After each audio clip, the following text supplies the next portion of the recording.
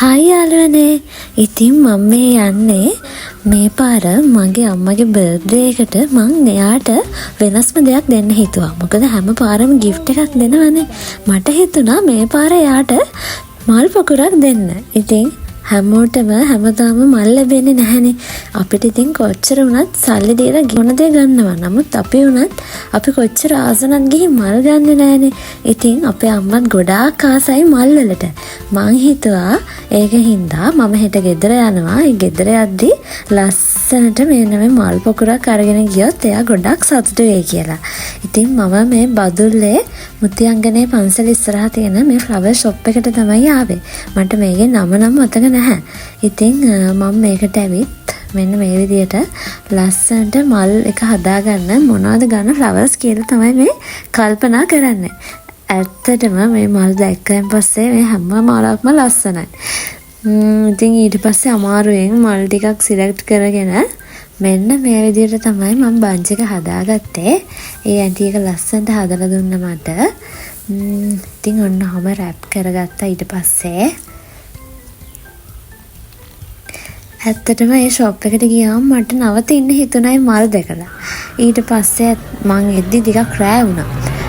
මේකත් ඔන්න හමුස්සගෙන මම ටවුන් එකේ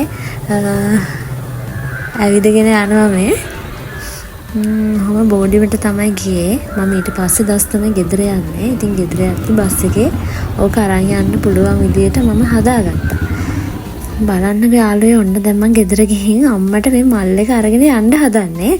බලමු අම්ම කොහොමද සර්ප්‍රයිස් වෙන්නේ කියලා.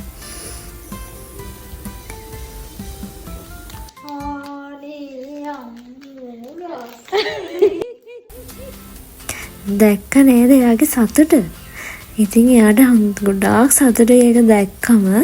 මොකද මම දන්න තරමින් එයාට මීට කලින් මල් හම්බෙලා නැහැ. ඉතින් ඒතර මම තමයි එයාට මුලින්ම මේ වගේ මල් පුකුරක් දුන්නේ. ඒක ගැන ටිකක් ආඩම්බරයි. ඊට පස්සේ අපි තව කේක් එකක් හදාගත්ත මං ඒ කේක් එකත් අරන් ගිහින් ඉතින් කට්ටියත් එක්ක මේ විදියට අපි බර්ත්ඩේ එක සෙලිබ්‍රේට් කරා. ඉතින් එදා පවුලේ හැමෝම එකතු වුණා. මොකද මේ වෙසක් මාසේ හින්දා වෙසක් නිවාඩුවට අක්කලා අයියලා හැමෝම ඇවිත් හිටියා. ඒ නිසා අපිට ඒක ලස්සනට සෙලිබ්‍රේට් කරන්න පුළුවන් වුණා.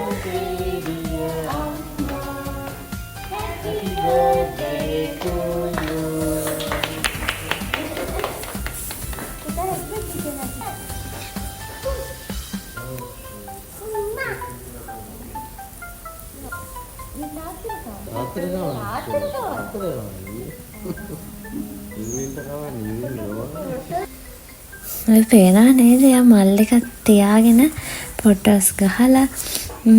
ඉතින් ඒ විදිහට තමයි අපි අම්මගේ බර්ත්ඩේ එක සෙලිබ්‍රේට් කරේ.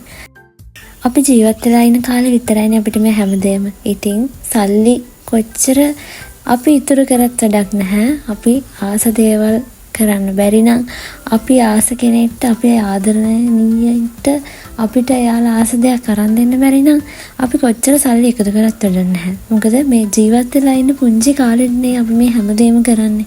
ඉතින් ඒ නිසා අපි ආදරය කරන අයට ආදරේ හිතන දෙයක් දීලා එයාලව සතුටින් තියමු. ජීවත් වෙලා ඉන්න කාලෙදි ලැබෙන්නේ නැති මල් මැරුණම ලැබිලා වැඩක් නැහැ. කෙනෙක්ට හිතන්න පුළුවන් මේක ලොකු දෙයක්ද කියලා. හැබැයි මට පුළුවන් විදියට එයාව සතුට කරා කියලා මං හිතනවා.